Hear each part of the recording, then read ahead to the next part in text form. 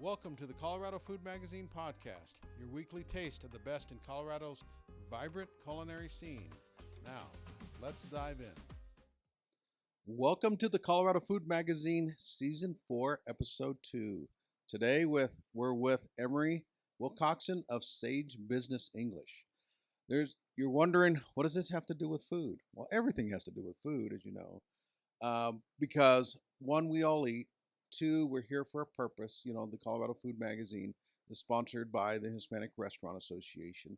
And you've played a big part about helping us educate and elevate others through your business English, where that really is a unique program, which I particularly love because it helps people in their profession.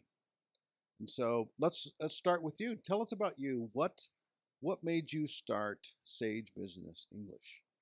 Well, before I start that, okay, let me back up. I got ahead of myself. Tell us about you. Sure. Where'd you grow up? You know, and what some of your passions are. What are some of your great memories as a child? Just who you are. Let's talk about that. Yeah, definitely. Well, I want to start off. I agree. Everybody eats. Food is very important. And I love being a part of the Hispanic Restaurant Association. And I'm very excited to have this opportunity to be on the podcast today. So, as you've mentioned, I'm the founder of Saige Business English. And about 2 years ago, I came up with the idea of creating a teaching environment for adult English language learners where they can actually learn the type of English that is practical and applicable to them given their career and professional lives. But to give you some background about myself, so I am a Colorado native. I was born in Denver, grew up in the Aurora area, and I've lived in a couple other areas in Colorado along the way.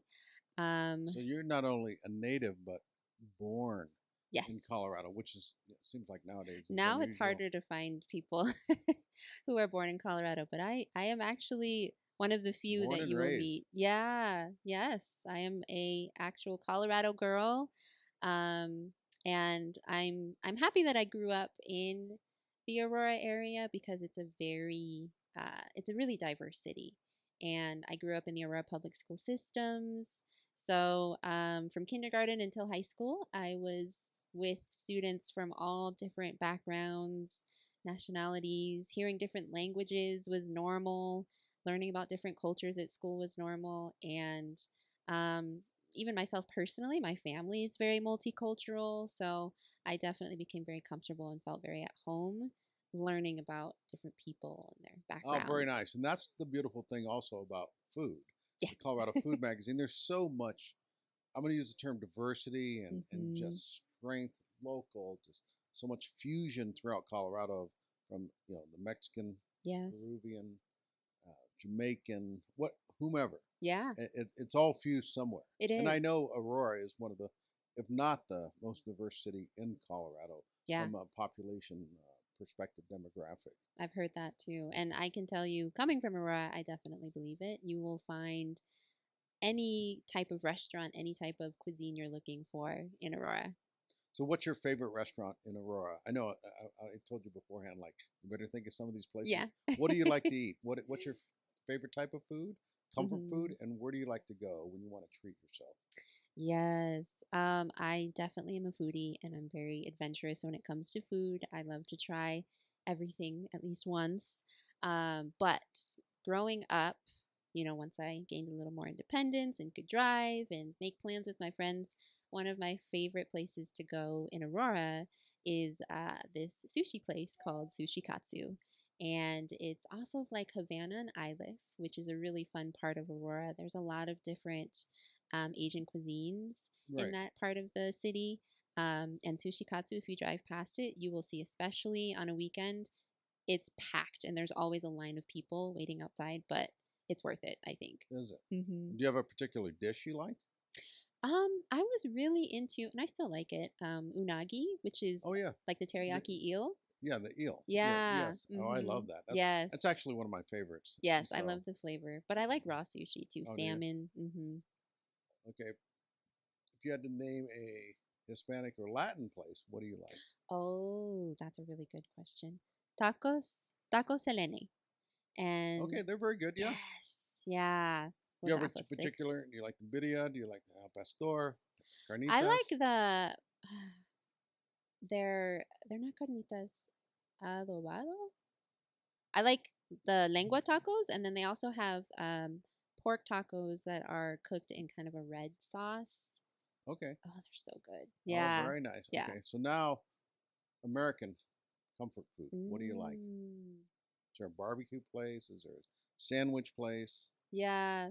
The first thing I thought of was just my mom's cooking. Oh, fair enough. So, Yeah. and what do you like about that? When I go out, I feel like I don't usually go out for American food. I usually want something Oh, so different. your mom cooks American food Yeah. Oh, my mostly mom. Actually, my mom is very culinary, very adventurous with her cooking, and I think I got a love of food from from her. her as Okay, well. does she have you have an American dish that she really likes? My mom can make some good catfish Really? and collard greens and mashed Oh, kind of a potatoes. southern style then. Oh, Yeah, very good. yeah, and she learned that from my grandfather, who's they're actually from Baltimore, but she got a lot of her cooking skills from her parents. Oh, very nice. Yeah. Oh, very So good. when I think of American food, I think of home. Well, that's fair enough. I mean, Yeah, who doesn't love mashed potatoes? Who I doesn't know. love good fried catfish?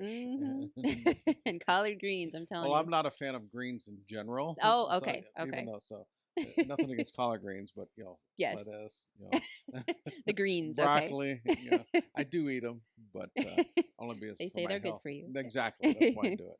Yeah. Okay, well, that's very cool. And I understand. Congratulations, you just got married a couple months ago. Yes, thank I think you. within a week, I texted you saying congratulations and all that. Yes. So, and I met him at the Sassoon last year. Yes, Yes. Yeah. and so very very nice gentleman. So congratulations to Thank both of you. you. Thank you so So much. let's move into the business side. Yeah. Let's talk about what brought you the passion or the willingness, or what did you see as a need to create Sage Business English? Yes.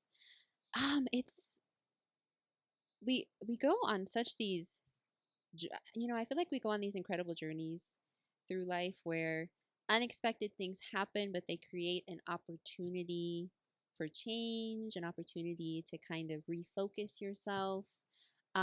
Because I started in a career that was pretty unrelated to teaching. I used to work as a veterinary technician. I worked as a veterinary technician for 6 years, and I did that first starting in veterinary clinics and hospitals, kind of in the Aurora area. But then the last few years of that career, I worked at a teaching hospital at a university, and I worked in the anesthesia department. And myself and my supervisor worked hands on with veterinary students who were terrified of performing anesthesia for the first time. And we worked on live patients, which were dogs and cats.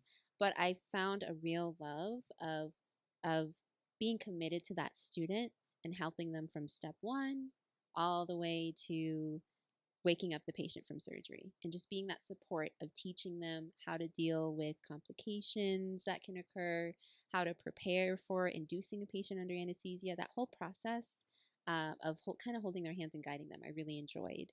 Um, and that definitely was a moment of solidifying my love for teaching. Um, but there's also been other things in my life. I'm really heavily involved in the volunteer work that I do with my faith. In fact, I was raised doing this volunteer work, and every weekend we would go out into the different communities and reach out to neighbors and show them ways in which they can, benefit their lives. But it's a very personal type of approach where you speak with that person individually, you get to know them, and then you kind of help them come up with solutions just to have better lives Oh, in very nice. general. What church were you raised in? So actually, I was raised as one of Jehovah's Witnesses. Oh, very nice. So a lot Oh, of very people good. are familiar with Yes. the work that we do, and I Exactly. grew up in that. Oh, no, Yeah. very nice. So I understand the voluntary, the evangelis. I don't want to use the term evangelical, but the passion for willingness to help others. Oh, Yes. very nice. And from there, a big part of my volunteer work is where I learned Spanish and started reaching out to the Spanish community as well, and doing that same volunteer work. So that's where I really harnessed my Spanish skills also. And then you jump forward or into the future, you saw a real need there. Yes. And then that's how we met. And you saw what we were doing, and then you contacted me, and I saw what you're doing. And what we particularly liked is, like when we help, the back of the house, we want them to learn Spanish in their profession, and because a lot of times when, everybody's trying to learn something new, let's make what's important, what's pertinent, what can help me get advanced, what makes me better in my job. And that's what I loved about you. And then to my understanding, correct me if I'm wrong, some of your best customers, or one of them, or two of them, or how many ever, came through us connecting. Yeah. So after becoming an HRA member, and you invited me to the Southern Food Festival, and one of the students that I was one of the first clients that I acquired was from the Southern Food Festival. In fact, to this day, I'm still oh, really? Yeah, conducting classes with that student. So how has it helped him? Because that's educate and elevate the Hispanic community across a multi-generational spectrum is our vision statement. So from your perspective, and maybe his words, so use his words or how you see it, how has it helped him? How have you helped him? So this student that I have is very, very active in her career, very successful, and it does a lot of traveling for her job, a lot of door-to-door sales, but she's been limited to just the Spanish-speaking community, which there's a vast Spanish-speaking community in this entire country. But she approached me with an interest in gaining confidence in her English-speaking abilities so that she could also broaden out the market that she's reaching. It opens new doors for her. It's opened a huge new potential for her. And meeting together one-on-one has been especially beneficial. She has taken group classes before, but they haven't felt customized to her needs, where the benefit of my tutoring sessions is I will focus every lesson on what goal does my student have. I'll do kind of an initial needs analysis where I'll assess their level of English skills and ask them about their personal goals, and then I'll develop customized lesson material with those goals in mind. So we may need to refine our grammar. We may need to refine verb conjugation and focus on those skills. But then I'll also develop a lesson on, what is the typical vocabulary that you would use during a sales pitch, and meeting a new client, and getting them to sign the forms, and the whole process, making sure that they're familiar with the vocabulary specific to their career that they would be using on a day-to-day basis. Right. So how has it helped her in her confidence in moving out? Not only has it opened the target market for her, how has it helped her in her, I guess, I don't want to use the term personal life, and her confidence in dealing with people? Has it? I see an improvement. Because we have met and had class for almost a year now, her ability to express herself to me in English, there are moments where I am so proud of her for her ability to tell me about her weekend, and use the correct verb tenses, and use the words in the correct order. You start to notice how the gradual progress that a student will make. And the one thing that I tell her and other students that I've had is I need consistency from them. That's most everywhere. Key part. Yes, because you can't expect to acquire a completely new language in just a month and then take off. The most challenging part is almost always going to be using it. it's like anything, the consistency, the Mm-hmm. discipline of Mm-hmm. like anytime you get educated, it's not you take a lesson or Yeah, read a book or like, oh, I'm an expert now. It's that over exactly. time consistency that really helps. Do you Exactly. have like maybe just anecdotal evidence or direct evidence that Mm-hmm. she said it has helped her learning English? Yes. Oh, yes. Has it helped her land contracts or consulting or anything like that? It has helped definitely in her confidence. What we're working on right now is really pushing herself out of her comfort zone to use English more, since her job does not require her to use a lot of the English yet. This is her goal. So, what I am encouraging her to do is take advantage of every opportunity that And you she's doing have. that. Yeah, I love that she's continued it because Yeah, it'll open up doors. exactly. What profession is she in?